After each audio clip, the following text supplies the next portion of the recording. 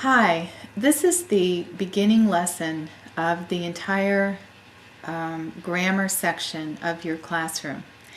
And this material was developed by Dr. Montessori to give the child an idea of grammar or the structure of language in three-dimensional space.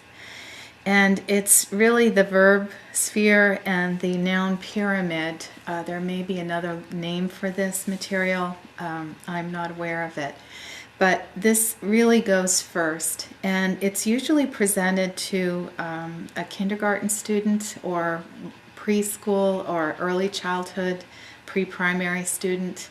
But if you have children who have never had the Montessori sequence of grammar before, you would certainly give them this lesson as well.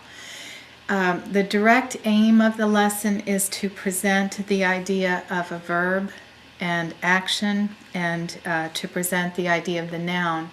The indirect aim, as I said before, is to give a connection of a concept that's fairly abstract, like grammar, and turn it into something three-dimensional so that the child can understand it better. With this lesson, as you saw, or as you will see in the lesson with the child, I started out actually by having the child hold this in their hands and roll it very gently to me, and we rolled it back and forth.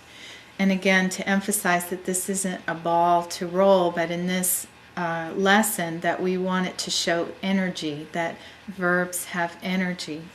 And then we tried to roll the pyramid, and it didn't roll very well. So again, when the child holds this in their hand, they can see that these edges are flat and it's supposed to be more stable. It's not supposed to move around so much like the verb sphere does. So you can name the sphere as it is, and this is a triangular pyramid. And then the next step is to introduce the grammar box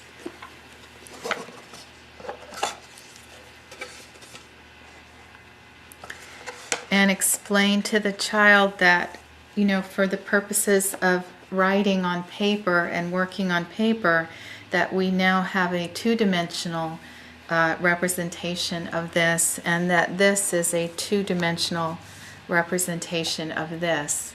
So really these are the only materials required except for these label cards. And I just have a discussion with the child about what an action is. I would not name the verb with a younger child, but with an elementary age child I would. And then I would define it as action and energy, and then talk with the child about just some lists, you know, that let them come up with the names of the verbs. And then the same thing with the noun, that it's a person, place, or thing for this purpose. You don't want to get into the other definitions. This one is fine. And then again, just have them come up with names. If they can spell it and write it themselves, great. They can write the cards, or you do it for them. And then with the verb lesson, or the verb part, I try to have them act out the verb to show, kind of reinforce that it's energy. And then we talk about how it's hard to act out horse. You can act out a horse running, but you can't act out horse. So you just have that discussion, and that's really the intention. But it's a very important lesson to give the child a sensorial idea of what this abstract concept of grammar is all about. There's really no need to practice this lesson independently. This is really an introductory lesson that's given by the teacher.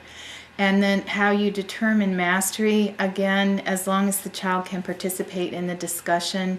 They're not really supposed to have mastered much by now, because this is the introduction. So again, it's not as critical to determine mastery of this lesson, because you're going to be practicing these concepts a little bit later.